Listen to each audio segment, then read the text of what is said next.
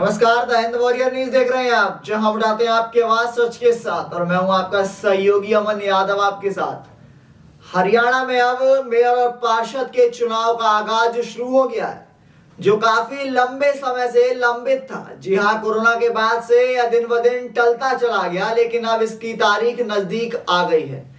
ऐसे में भारतीय जनता पार्टी ने अपने प्रत्याशियों को, जो संभावित प्रत्याशी गुरुग्राम से हो सकते हैं, उनके लिए अब उन्होंने गुरुकमल में अपने कार्यालय में जमघट लगाना शुरू कर दिया है, जिसमें तमाम संभावित प्रत्याशियों ने अपनी हाजिरी दर्ज कराई। जिसमें लोगों से हमने भी बातचीत की कि क्या कुछ उनका कहना है। चलिए सबसे पहले आप सुनिए। वार्ड के संभावित प्रत्याशियों से हम बातचीत करने की कोशिश जरूर करेंगे, लेकिन उसी अंक में आज मेरे साथ रितु मौजूद हैं। रितु, कौन से वार्ड से पहले जानना चाहेंगे? आप चुनाव लड़ रही हैं। मैं वार्ड नंबर 17 से अभी चुनाव की तैयारी कर रही हूँ।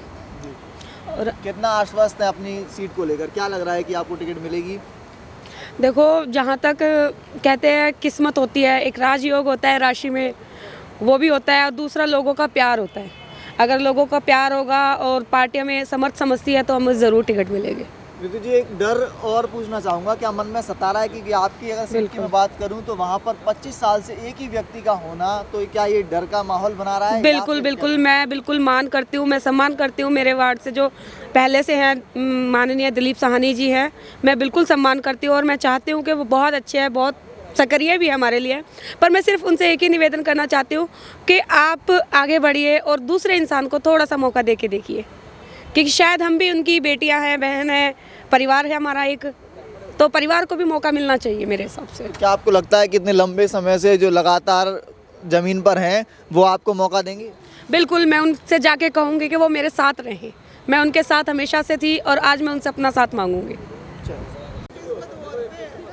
नमस्कार, द हिंद वॉरियर न्यूज़ देख रहे हैं आप, जहां उठाते हैं आपकी आवाज़ सच के साथ। और मैं हूं आपका सहयोगी अमन यादव आपके साथ। गुरुग्राम शहर की बात करें या मानेसर या फरीदाबाद में, इस वक्त हम मौजूद हैं गुरुकमल भारतीय जनता पार्टी के कार्यालय में, जहां पर बात करेंगे उन तमाम प्रत्याशियों से जो संभावित प्रत्याशी हो सकते हैं भारतीय जनता पार्टी से।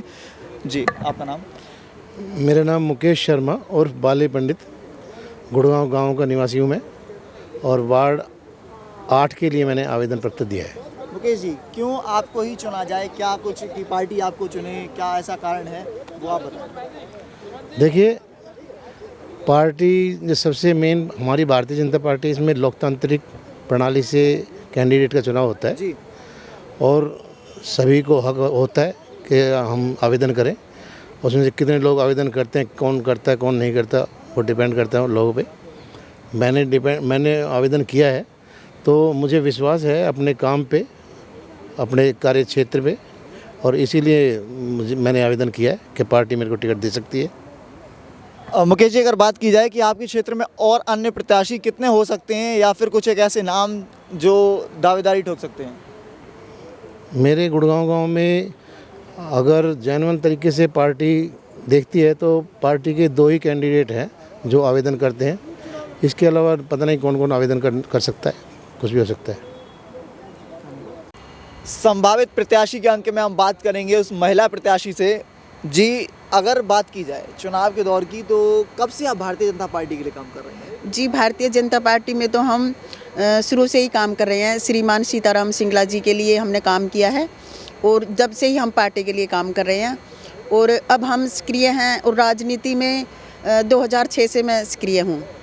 शारदा जी, कौन से वार्ड से आप चुनाव लड़ रही हैं? जी, वार्ड नंबर 19 से भावी पार्षद के लिए मैंने अपना बायोडाटा दिया है कमल गुप्ता जी को। अगर बात की जाए चुनाव की, तो काफ़ी लंबे समय से आपने चुनाव का अनुभव देखा होगा। हाँ जी। लेकिन कहीं ना कहीं लोगों के जहन में एक सवाल हो जाता है कि चुनाव जीतने के बाद जो प्रत्याशी हैं उनसे मिल नहीं पाते हैं। एक वीआईपी कल्चर प्रत्याशी अपना लेता है, उस पर क्या कहना है? जी, उसी के लिए विशेष तौर पे आपने बिल्कुल सही पूछा। विशेष तौर पे मैं यही दिखाना चाहती हूँ, अगर मेरे लिए टिकट मिल जाती है, भारतीय जनता पार्टी देती है, तो यही पब्लिक देखेगी कि प्रत्याशी जैसा पहले था उससे ज़्यादा डेडिकेशन से काम कैसे किया जाता है। और हमें यही दिखाना है पार्टी के लिए भी और अपने समाज के लिए भी। हमारे गुरुग्राम में बहुत सी ऐसी समस्याएँ हैं जो और बहुत से हम तो खुद जनता हैं, तो हमने देखे हैं कि हम सबके लिए काम करते हैं, हमारे कार्यकर्ता बहुत काम करते हैं सबके लिए, लेकिन वो फिर वीआईपी कल्चर में जब चले जाते हैं तो हम खुद ही उनसे मिलने के लिए लाइन में लगते हैं और कई घंटे लाइन में लगने के बाद भी हम वापस आ जाते हैं। कितनी आश्वस्त है कि आपको संभावित प्रत्याशी बनाया जा सकता है?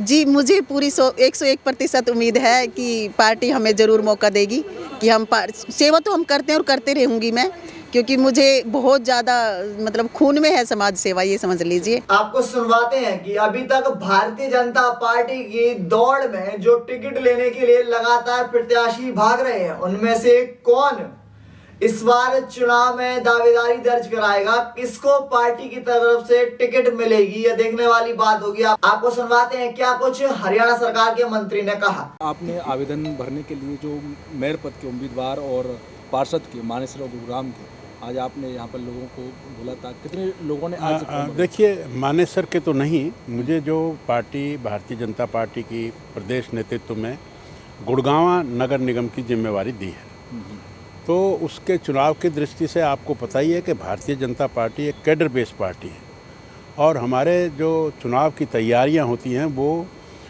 मंडल अध्यक्ष, बूथ अध्यक्ष और पन्ना प्रमुख तक होती हैं। तो ये एक तैयारी का हिस्सा है।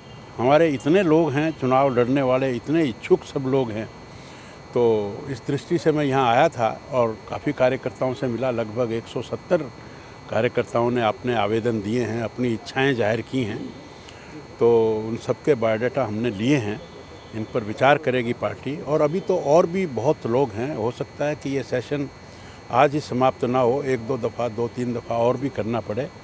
तो बड़ी अच्छा उत्साह है सब में, लोग चुनाव लड़ने के लिए तैयार हैं, अच्छी तैयारी है हमारे कार्यकर्ताओं की।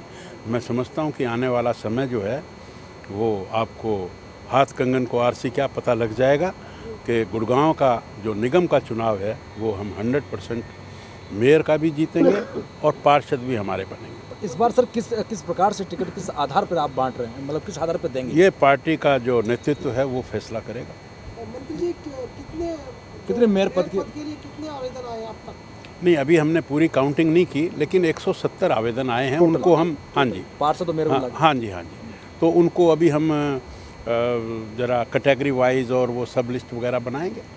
सर, अभी बाड़बंदी नहीं हुई है और आप लोग पहले से ही लोगों के आवेदन मांगने लगे। वो तैयारी तो जब साढ़े 5 साल चलती है ना, पूरे के पूरे पार्टी भारतीय जनता पार्टी, मैंने आपको बताया ना, कैडर बेस्ड पार्टी है। वो तो 24 घंटे 7 दिन, महीने के 30 दिन और साल के 365 दिन तैयार है भाई। कभी कोई कभी आ जाइए, कैसे ही आ जाइए। मंत्री जी, कब तक चुनाव होने की उम्मीद है? क्या अप्रैल तक? ये चुनाव आयोग बताएगा। ऐसे में जब हमने भाजपा महामंत्री महेश यादव से बातचीत की तो उन्होंने क्या कुछ कहा, चलिए सबसे पहले आपको सुनवाते हैं। जिस तरीके से लगातार आगामी चुनाव को लेकर मेयर और प्रत्याशी जिस तरीके से सामने आते दिखाई दिए हैं कि 170 के ऊपर का जो आंकड़ा अभी पता चला है कि इतने लोगों ने दावेदारी ठोकी है, उसी आधार पर हम बातचीत करने के लिए हमारे साथ जिला महामंत्री महेश यादव मौजूद हैं भारतीय जनता पार्टी से। सर, बहुत बहुत स्वागत है हमारे साथ। धन्यवाद। महेश जी, किस तरीके से लगता है कि जो 170 प्रत्याशी चुनावी मैदान में उतरे हैं, संभावित प्रत्याशी हो सकते हैं, तो पार्टी किस नज़रिए से देखती है इन प्रत्याशियों को, किस आधार पर इन्हें टिकट मिलने के बाद दावेदारी दे सकती है? देखिए, आगामी नगर निगम चुनाव के निमित्त माननीय कमल गुप्ता जी, जो कि गुरुग्राम नगर निगम चुनाव के प्रभारी हैं, उन्होंने आज पहली बैठक ली थी और पहली ही बैठक में लगभग 250 आवेदन पत्र आए हैं। और यह स्पष्ट है कि पार्टी का जो पैरामीटर है वो सबसे पहले देखा जाएगा कि संभावित जो हमारा प्रत्याशी होगा वह कितना शिक्षित है, समाज में कितना उनका प्रभाव है, उनकी स्वीकार्यता कितनी है और पार्टी कैडर से कितने पुराने समय से जुड़ा है। इन सभी बातों पर पार्टी विचार करके आगामी जो भी हमारा प्रत्याशी होगा उस पर निर्णय लिया जाएगा। एक सवाल इससे जुड़ा हुआ आपसे पूछूंगा। आपने अपनी बातों में कहा कि कितना पुराना जुड़ा हुआ है, क्या पुराना जुड़े हुए व्यक्ति को ही मिलेगा या फिर किसी अन्य, अगर कोई पार्टी किसी पार्टी से चाहता है कि कोई अन्य पार्टी से व्यक्ति कोई सामने आता है, जैसे आम आदमी पार्टी या मैं कांग्रेस की बात करूं, तो क्या उनके लिए भी उतनी तरकश, उतनी मेहनत के साथ पार्टी उस नजरिए से देखती है? देखिए, पार्टी का सिर्फ और सिर्फ लक्ष्य यही रहने वाला है कि पार्टी का जो डेडिकेटेड वर्कर है उन्हीं के ऊपर ही दांव खेला जाए।